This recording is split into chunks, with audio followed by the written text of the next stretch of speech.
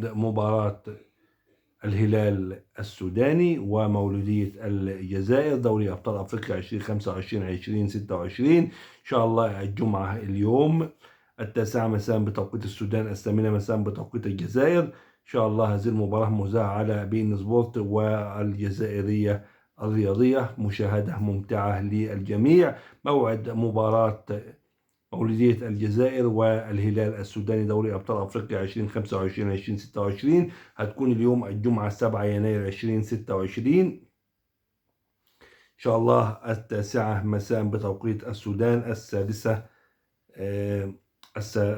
مساء بتوقيت 9 مساء بتوقيت السودان، 8 مساء بتوقيت الجزائر، مذاعة بإن سبورت والجزائرية الرياضية. إن شاء الله تكون يوم الجمعة 6 يناير، الجمعة الثانية بكرة إن شاء الله 7 يناير الأهلي وشبيبة القبائل الجزائري. شكرا لكم.